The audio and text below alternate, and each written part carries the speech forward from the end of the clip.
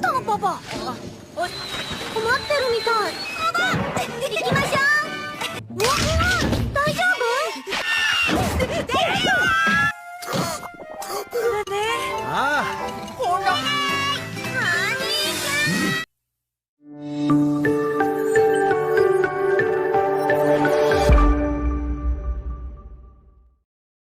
Hai semuanya, kembali lagi bersama Hirka Harika. Kali ini, Mimin bakal bawain alur cerita dari Doraemon yang berjudul Putri Duyung yang Bahagia. Dan gak usah berlama-lama lagi, inilah alur ceritanya. Di suatu hari yang cerah, saudara Nobita yang bernama Risuka dan ibunya datang ke rumah Nobita. Nobita yang melihatnya pun panik, karena Risuka adalah anak kecil yang sangat berisik saat menangis.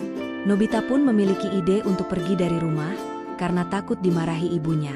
Akhirnya, Doraemon pun mau tidak mau harus mengurus Risuka sendirian. Saat itu, Risuka datang ke kamar Nobita. Risuka menanyakan keberadaan Nobita. Doraemon pun mengatakan, jika Nobita tengah pergi. Doraemon kemudian mengajak Risuka untuk main bersama.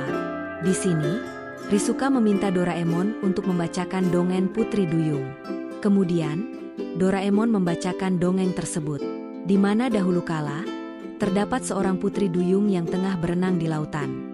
Saat itu, Putri Duyung melihat pangeran yang sedang berada di kapal. Putri Duyung pun tertarik karena melihat ketampanan pangeran. Namun tiba-tiba, terjadi gelombang besar dan terjadi badai lautan. Putri Duyung kemudian menyelamatkan pangeran yang tenggelam. Setelah itu, Putri Duyung mendatangi nenek sihir untuk meminta ramuan supaya ia bisa memiliki kaki dan bertemu dengan pangeran. Nenek sihir pun bersedia memberi ramuan tersebut dengan ganti sirip milik Putri Duyung. Dikarenakan Putri Duyung sudah sangat ingin bertemu pangeran, ia pun rela menukarkan siripnya dengan ramuan tersebut. Dan benar saja, setelah Putri Duyung memiliki kaki, ia bisa bertemu kembali dengan pangeran dan memadu kasih bersama. Namun di suatu hari, pangeran justru dijodohkan oleh raja dengan seorang putri dari kerajaan seberang. Putri Duyung yang melihat hal itu pun menjadi galau dan menangis terseduh-seduh. Kemudian, Putri Duyung pun langsung terjun ke lautan dan tenggelam. Saat Doraemon selesai membacakan dongeng, Risuka langsung menangis karena ending dari dongengnya menyedihkan. Di sini, Doraemon pun dimarahi oleh Ibu Nobita karena membuat Risuka menangis. Doraemon yang kesal pun akhirnya mengeluarkan sepatu masuk dongeng dan akan mengubah ending dari dongeng tersebut. Saat ia masuk ke dalam dongeng Putri Duyung, Doraemon melihat jika saat itu, Putri Duyung telah berusia 15 tahun dan diizinkan oleh ibunya untuk melihat dunia daratan. Saat sampai di daratan, ia pun melihat pangeran yang tengah berada di kapal. Putri Duyung pun jatuh cinta kepada pangeran. Setelah itu, Putri Duyung menyelamatkan pangeran saat pangeran hampir tenggelam. Kemudian, Putri Duyung menemui nenek sihir untuk membantunya memberi ramuan, supaya ia bisa memiliki kaki. Di sini, nenek sihir meminta sirip milik Putri Duyung dan suara Putri Duyung. Melihat hal itu, Doraemon pun marah karena perjanjiannya tidak sesuai. Doraemon kemudian mengeluarkan alat tukar dan membantu Putri Duyung. Saat itu, Putri Duyung memberi jepit kerang sebagai gantinya. Berkat alat tersebut, Putri Duyung akhirnya memiliki ramuan itu tanpa harus menukarkan sirip dan suaranya kepada nenek sihir. Setelah itu, ia pun bertemu dengan pangeran di daratan. Saat pangeran bertemu dengan Putri Duyung, pangeran pun langsung jatuh cinta kepada Putri Duyung. Setelah itu, pangeran dan Putri Duyung menjalani hari-hari dengan bahagia. Doraemon kemudian memutuskan untuk keluar dari dunia dongeng. Doraemon pun kembali membaca buku itu dan melihat endingnya. Namun ternyata, endingnya masih sedih dan Doraemon kembali masuk ke dalam buku dongeng. Doraemon menanyakan terkait keberadaan pangeran kepada Putri Duyung. Ternyata, pangeran telah dijodohkan dengan putri kerajaan seberang. Doraemon marah besar dan mengajak Putri Duyung menemui pangeran. Di sini, Doraemon marah kepada pangeran dan menjelaskan kepada pangeran terkait jasa Putri Duyung kepada pangeran. Doraemon juga meminta pangeran untuk menikahi Putri Duyung.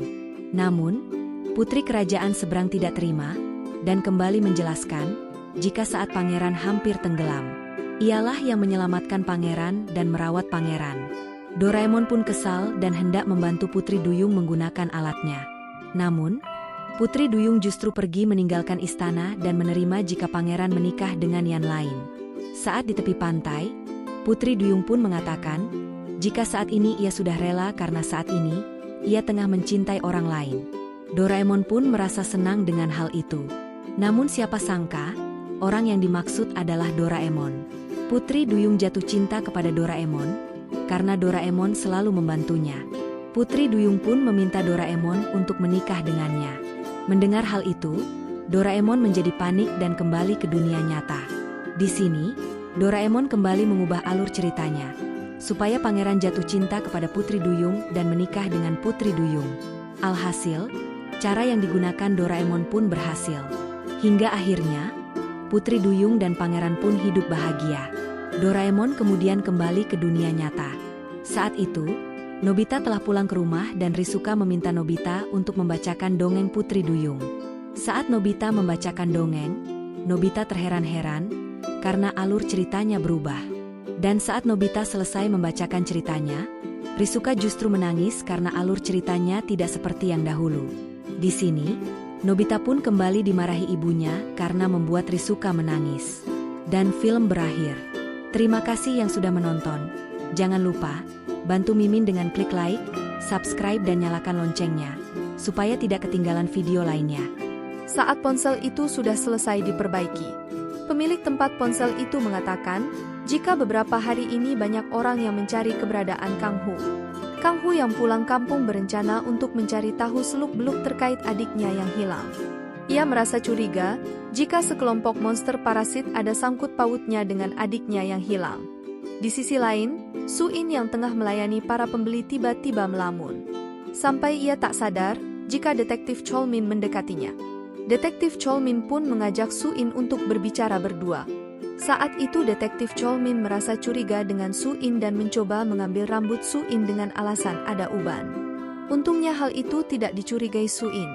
Kemudian, detektif Cholmin pun mengalihkan pembicaraan dengan menanyakan kabar Su-in. Di malam harinya, Su-in tiba-tiba dihadang oleh pria paruh baya yang menemuinya kemarin. Pria itu mengatakan, jika pimpinan mereka hendak bertemu dengan Su-in. Akhirnya, mau tidak mau, Su-in pun menyetujui permintaan pria tersebut. Saat itu, Kang Hu sampai di tempat kumpulan para monster itu. Ia juga melihat jika Su-in ikut serta dalam perkumpulan tersebut. Kang Hu pun merasa kesal dengan Su-in, karena pada saat itu, parasit yang ada di tubuh Su-in pernah mengatakan jika Su-in dilarang dekat-dekat dengan mereka. Kemudian, Kang Hu melihat gudang yang ada di samping gedung dan memutuskan untuk masuk. Ternyata, gudang itu merupakan tempat penyimpanan jasad manusia yang akan dijadikan hidangan oleh para monster. Tiba-tiba, datang salah satu monster ke gudang tersebut, di mana monster itu merasa curiga jika ada penyusup yang masuk ke dalam gudang penyimpanan mereka. Kang Hu pun berusaha kabur dari tempat itu. Namun, saat itu ia justru melihat jasad adiknya yang telah membujur kaku di tempat itu. Kang Hu pun langsung memutuskan untuk membunuh monster tersebut hingga membuat kegaduhan di ruang itu. Sementara Su-in yang tengah bergabung dengan parasit yang lain mendengarkan perkataan pimpinan mereka yang mengatakan, jika para polisi telah mengetahui keberadaan mereka. Pemimpin itu meminta para parasit yang lain untuk saling bergabung dan bisa tetap hidup. Saat itu mereka pun langsung teralihkan karena mendengar keributan. Kang Hu pun yang menyadari tengah dikejar para monster pun langsung lari sekuat tenaga. Namun, ia justru bertemu dengan anggota geng yang tengah mengejarnya. Saat itu, para parasit tengah mengepung anggota geng yang mereka kira adalah penyusup. Kemudian, para parasit pun langsung menghabisi mereka. Sedangkan Kang Hu langsung kabur dari tempat tersebut. Saat itu, Kang Hu bertemu dengan Su-in. Hingga akhirnya, mereka pun kabur bersama-sama. Kang Hu dan Su-in bertemu dengan rekan Kang Hu dan mereka pergi bersama. Di tengah perjalanan, Kang Hu mengetahui jika temannya itulah yang memberitahukan keberadaan lokasi Kang Hu kepada geng itu. Saat itu juga, temannya ingin menghabisi Kang Hu.